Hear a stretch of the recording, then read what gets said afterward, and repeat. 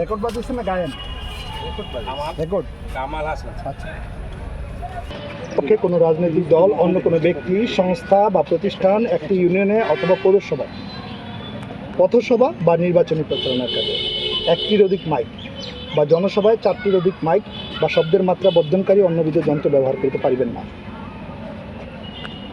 কটার কথা বলা আছে?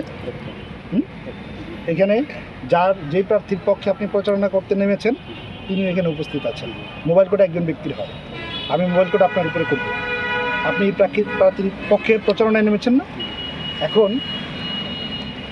আপনাকে যখন এটা দেখা গেছে যে আপনি বিধান লঙ্ঘন করেছেন, আপনাকে একবার নির্দেশনা দেওয়া হয়েছে থামতে, আপনি থামেননি। আপনাকে বলা হয়েছে যে জায়গাতে আসার, আপনি আসেননি, আপনি মানেননি। দ্বিতীয়বার পুনরায় নির্দেশনা দেওয়া হয়েছে, দ্বিতীয়বারের নির্দেশনাও আপনি মানেননি। না মেনে অন্যদিকে পালিয়ে যেতে নিয়েছেন। এই কাজটা সঠিক হয়েছে?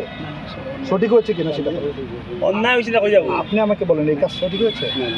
আপনাকে নির্বাচন উপজেলা পরিষদ নির্বাচন আচরণ বিধিমালা 2016 অনুযায়ী আপনাকে 5,000 টাকা অর্থদণ্ডে দণ্ডিত করা হলো, অনাদায়ে 15 দিনের কারাদণ্ড।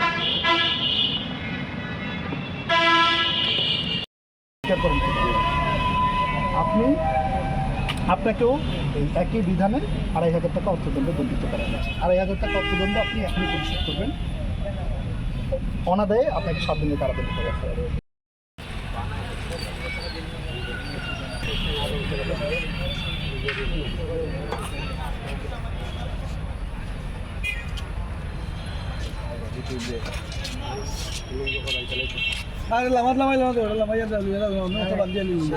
জেলা পরিষদ নির্বাচন আচরণ বিধিমালা 2016 এর 21 বিধিতে বলা আছে, কোনো প্রতিদ্বন্দ্বী প্রার্থী, তাহার পক্ষে কোনো রাজনৈতিক দল, অন্য কোনো ব্যক্তি, সংস্থা বা প্রতিষ্ঠান, ফলে প্রতিদ্বন্দ্বী প্রার্থী হতে পারে, তাহার পক্ষে কোনো রাজনৈতিক দল হতে পারে, অন্য কোনো ব্যক্তি, সংস্থা বা প্রতিষ্ঠান একটি ইউনিয়নে অথবা পৌরসভায় পথসভা বা নির্বাচনী প্রচারণার কাজে একটির অধিক মাইক বা জনসভায় 4টির অধিক মাইক বা শব্দের মাত্রা বর্ধনকারী অন্যবিধ যন্ত্র ব্যবহার করতে পারবেন না।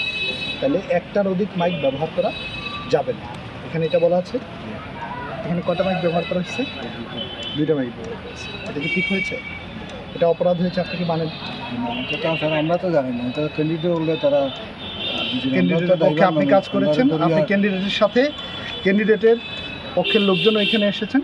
আপনি যেহেতু আপনাকে আমরা এটা পেয়েছি, আপনি ওনার পক্ষে অন্য কোনো ব্যক্তি হিসেবে কাজ করছেন, এই জন্য আপনাকে ঘটনাস্থলে পাওয়া যাওয়ার কারণে মোবাইল কোড করা হয়েছে।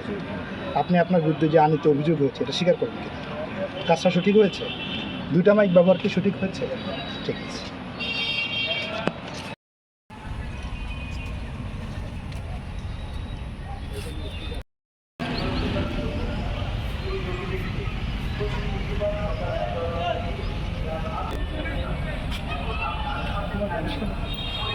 নাম কি আপনার?